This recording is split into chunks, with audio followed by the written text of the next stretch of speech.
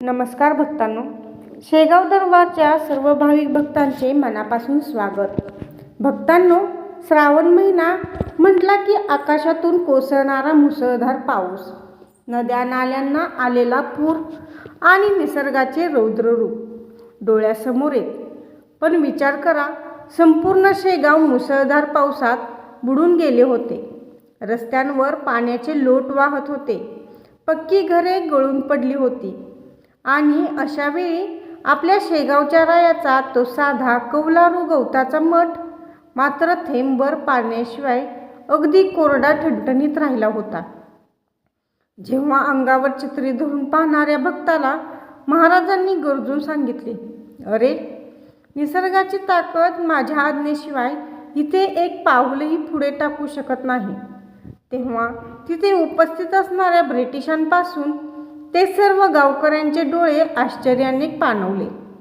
पंचमहाभूतांवर अग्नी, वायू, जल, साक्षात परब्रह्म गजानन महाराजांचे कसले अद्भुत नियंत्रण होते. आणि श्रावणात घडलेला हा अंगावर काटा आणणारा चमत्कार आज आपल्या आयुष्यातील संकटाचा, आजारपणाचा आणि दुःखाचा पाऊस कसा थांबवू शकतो? आजचा या विशेष प्रदीर्घ व्हिडिओमध्ये आपण उलगडणार आहोत श्री गजानन विजय ग्रंथातील सर्वात अद्भुत आणि निसर्गालाही चकित करणारी कथा, श्रावणातील मुसळधार पाऊस आणि कोरडा राहिलेला गजानन मठ. जर तुम्ही गजानन महाराजांचे सच्चे भक्त असाल आणि महाराजांच्या अगाध सामर्थ्यावर तुमची अथांग श्रद्धा असेल, तर हा व्हिडिओ एक सेकंदही स्किप न करता शेवटपर्यंत पहा, कारण आजची ही कथा तुमचा महाराजांवरील विश्वास 100 पटीने वाढवेल. भक्तांनो, श्री गजानन विजय ग्रंथातील हा तो काळ आहे जेव्हा आपल्या शेगावात महाराजांचे अलौकिक प्रगटीकरण होऊन काहीच वर्ष झाली होती. श्रावण महिना उजाडला होता. आकाशात काळेकुट्ट ढग जमा झाले. सुरुवातीला रिमझिम असणारा पाऊस हळूहळू रौद्ररूप धारण करू लागला. पाहता पाहता ढगफुटीसारखा प्रकार घडला. दिवस रात्र धो पाऊस कोसळत होता. शेगावच्या गल्लीबोळात पाणी साचले. कच्ची घरे खचू लागली. विहिरी आणि तलाव तुडुंब भरून ओसांडून वाहू लागले. गावकऱ्यांमध्ये भीतीचे वातावरण पसरले होते. सर्वजण आपापल्या घरात छत्र्या, ताडपत्री आणि कौले सावरण्यात व्यस्त होते. माणसांचे सोडच, जनावरांनाही उभं राहायला कोरडी जागा उरली नव्हती. संपूर्ण गाव जलमय झालं होतं. पण या जलप्रलयात एकच जागा अशी होती जिथे शांतता आणि एक अद्भुत तेज नांदत होते. आपल्या गजानन महाराजांची जागा. भक्तांनो, त्या काळात महाराजांचे राहण्याचे ठिकाण म्हणजे एक साधी लाकडी छपरी किंवा मठाची तात्पुरती वास्तू होती. छतावर गवत, बांबू आणि कौले होती. पाऊस इतका भयानक होता की त्या साध्या छतावरून ठिकठिकाणी पाणी गळायला सुरुवात झाली. भक्त बंकटलाल, पितांबर आणि इतर सेवक अत्यंत चिंतेत पडले. ते विचार करू लागले, आपले महाराज तर ध्यानात बसले आहेत. जर हे छत कोसळले किंवा पाणी आत आले तर महाराजांचे शरीर ओलेचिंब होईल. भक्तांनी धावपळ करत महाराजांच्या डोक्यावर छत्री धरण्याचा प्रयत्न केला. कोणी कपडे पुढे केले तर कोणी भांडी ठेवून गळणारे पाणी अडवण्याचा प्रयत्न करू लागले. पण साक्षात परब्रह्म असणारे गजानन महाराज डोळे मिटून निश्चित बसले होते. त्यांच्या चेहऱ्यावर कोणतीही भीती किंवा चिंता नव्हती. भक्तांचे हे बाळभूत प्रयत्न पाहून महाराजांनी हळूच डोळे उघडले आणि त्यांच्या डोळ्यातून एक तेजस्वी, निर्भय प्रकाश बाहेर पडला. गजानन महाराजांनी भक्तांना बाजूला होण्याचा इशारा केला. महाराज उठून उभे राहिले आणि त्यांनी छताकडे व मठाच्या आकाशाकडे पाहिले. महाराजांच्या मुखातून एकच शब्द बाहेर पडला, गणगणगणात बोते.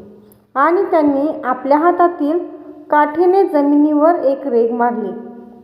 आणि भक्तांनो, काय तो साक्षात परब्रह्माचा चमत्कार. मठाच्या बाहेर फक्त 1 हात अंतरावर ढगफुटीसारखा पाऊस कोसळत होता. विजा कडकडत होत्या, पण महाराजांनी मारलेल्या त्या रेषेच्या आत आणि मठाच्या छतावरून पाण्याचा एक थेंबही खाली पडणे बंद झाले. छत उघडे असूनही वरून कोसळणारा पाऊस जणू मठाच्या सीमेवर येताच अदृश्य होत हवेतच बाजूला भरकटत होता. संपूर्ण मठ कोरडा ठणठणीत राहिला. जमिनीवर साचलेले पाणी हे महाराजांच्या पायास स्पर्श न करता मठाच्या बाहेरून वाहू लागले. तिथे उभे असणारे भक्त अवाक झाले. त्यांनी पाहिले की निसर्गाचे नियम, पर्जन्यदेव आणि वायू हे सर्व आपल्या शेगावच्या रायाचे आज्ञाधारक सेवक बनून उभे राहिले होते. भक्तांनो, ही बातमी संपूर्ण शेगावात वाऱ्यासारखी पसरली. जे लोक महाराजांना पिसाळलेला किंवा अवधूत पुरुष समजत होते ते धावत मठात आले. त्यांनी पाहिले, बाहेर पावसाने हाहाकार माजवला होता, पण मठात मात्र गाभारा कोरडा, शांत आणि सुगंधाने भरलेला होता. संशयी लोकांचा अहंकार गळून पडला. ते महाराजांच्या चरणी कोसळले आणि क्षमा मागू लागले. महाराजांनी त्या दिवशी संपूर्ण जगाला एक मोठा संदेश दिला. जो माणूस ईश्वराच्या भक्तीत आणि सत्याच्या मार्गावर स्थिर राहतो, त्याच्या आयुष्यात दुःखाचा, संकटाचा आणि रोगांचा कितीही मोठा पाऊस आला तरी ईश्वर त्याच्या भोवती अभय कवच निर्माण करतो. हा चमत्कार फक्त पावसाचा नव्हता, तर भक्तांच्या मनातील भीती दूर करण्याचा होता.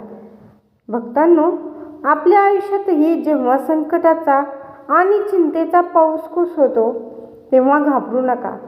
फक्त शेगावच्या गजानन महाराजांचे ध्यान करा आणि गणगण गणात बोतेचा जप करा. महाराज तुमच्याही आयुष्यात आनंदाचा आणि शांतीचा कोरडा निवारा नक्की तयार करतील. आपला हा शेगाव दरबार परिवार तुमच्या भक्तीमुळे दिवसेंदिवस मोठा होत आहे. जर तुम्हाला आजची ही श्रावण विशेष कथा आणि महाराजांचा हा अद्भुत चमत्कार आवडला असेल तर कमेंट बॉक्समध्ये आत्ताच पूर्ण श्रद्धेने लिहा, जय गजानन आणि गणगण गणात बोते. हा पावन व्हिडिओ तुमच्या घरातील आणि मित्रपरिवारातील सर्व भक्तांपर्यंत शेअर करा. व्हिडिओला लाईक करा आणि चॅनलवर नवीन असाल तर आत्ताच सबस्क्राईब करा आणि बेल आयकॉन दाबा.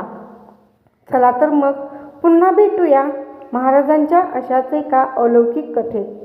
अनंतकोटी ब्रह्मांड नायक महाराजाधिराज योगीराज परब्रह्म श्री संत गजानन महाराज की जय. गण गण गणात बोते.